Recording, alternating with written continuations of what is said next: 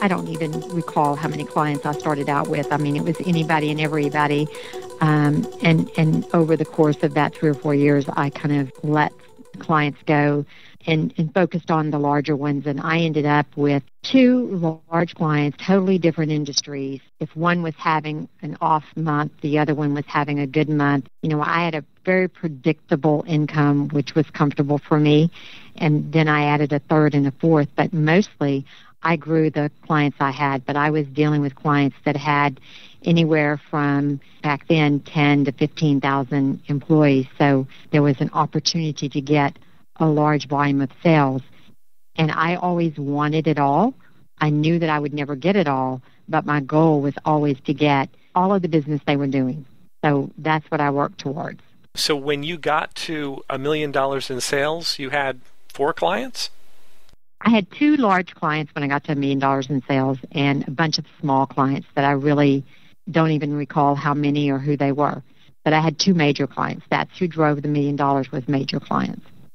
Okay. And then roughly, if you could ballpark how many other clients you had. You had the 2 major clients and then roughly about how many others? Oh, maybe 20, I'm guessing. I don't really recall. Okay. So no more than a total of 25 maybe altogether? Correct. Okay. How many prospects do you have to burn through to get to 25 great clients like that, or 2 great clients like that and 20-some others? Well, I was going on 10 appointments a week, generally speaking, for however many years. So you burn through quite a few. And you eliminate those people over time that order once or twice a year. If they're really easy orders, then you'll just go ahead and take them. If they're difficult orders, or you'll pass them on to another salesperson. But I would say on average, I probably called on about 35 to 40 clients per month. So that's probably and some of them were repeats, but I probably went on between 350 and 450 calls per year.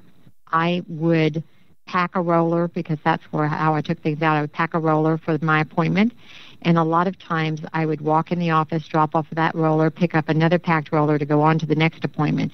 I didn't have a lot of time to sit in the office, and I would pick a day that maybe I was making phone calls. So when I said I did 2 calls a day, 2 appointments a day, I may do 4 appointments in a day and then have a day where I stayed in the office. I just wanted that average at the end of the week to say I went on 10 appointments and I made, whatever number of phone calls that I was trying to make at the time. And so that's how I did it. So at that point, you're eliminating a lot of poor quality prospects, or prospects that just didn't fit in with the way you wanted to do business. Or maybe they were too difficult to get in the door, and I just moved on to the next one because I didn't have the patience, or I had too much going on to stick with that client. I mean, some clients we just never really gelled. I never got there with them. I may have gotten the first appointment and maybe even the second appointment, but I really never established a relationship that kept business going. And when I first started, I focused on safety awards because my boss had indicated that it was an area where I started in a bad time, a bad economy.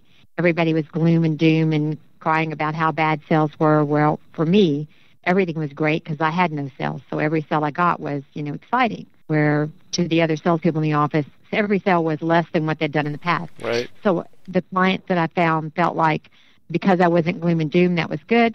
And I focused on safety awards because they bought them, even if they bought them for fewer employees, or maybe they changed the budget. But once they had a safety program in place, they bought safety awards. So I went after a little bit larger clients because they had to have a safety award program. So that's kind of how I started in the door with larger clients, is I went after them to try to sell them safety award programs, and I learned as much as I could, and I still was lost a lot at first, but I learned as much as I could about safety award programs, and then I went basically to anybody and everybody that I thought might have one or benefit from one if they didn't have one, and that's what I started out selling. It's not where I am today. I don't have any safety award programs, but it's where I started.